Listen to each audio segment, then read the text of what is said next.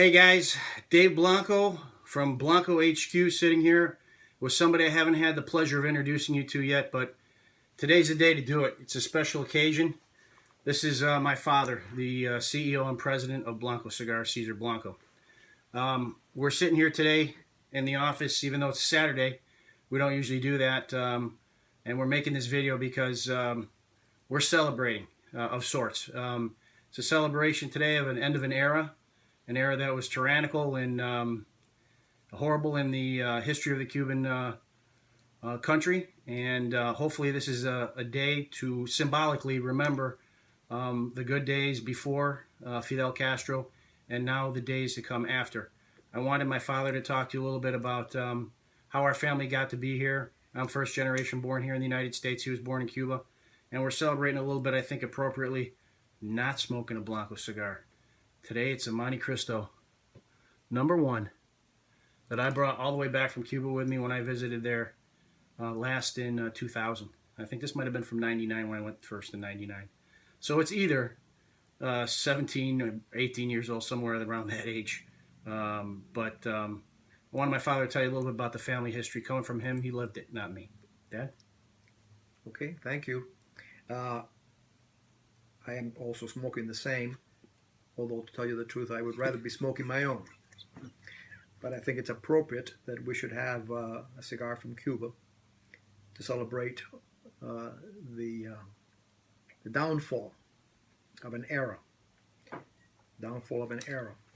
This era for us began as a young man in 1957 when I and my father and my immediate family all had to flee Cuba.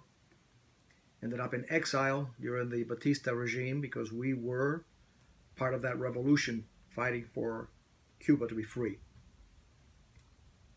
We were in Mexico for approximately a year and a half until that fateful night when we first found out on the 1st of January 1959 that Batista and his colleagues had left the island. It took us about 8 days, basically, to wrap up everything we had in Mexico and return to Cuba, and we landed back in Havana on the 12th of January 1959.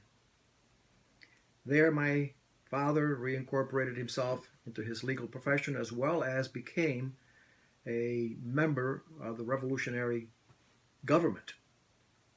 Yes, part of the Fidel Castro regime. Remember, I said to you that we were part of that revolution. Not the revolution that was stolen from us, but the revolution that we meant to have, which was that for freedom in Cuba.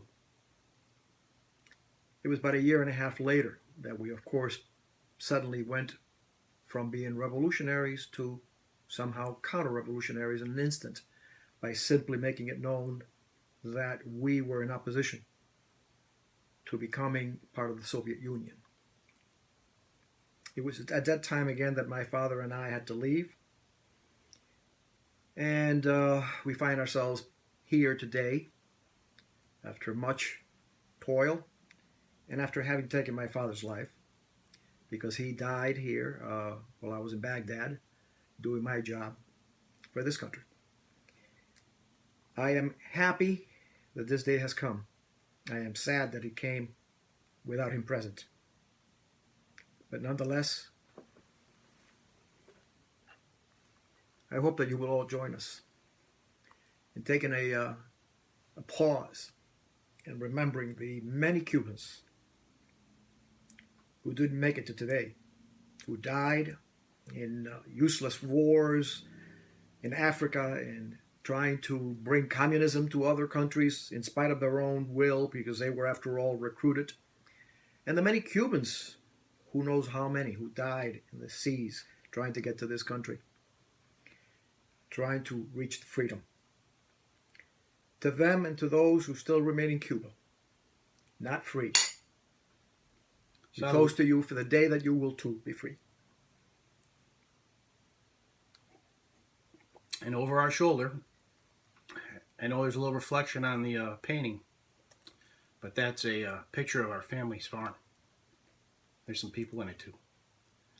I can't say any more than that, guys. So Without getting too emotional, Cuba Libre. Viva Cuba Libre. Thanks.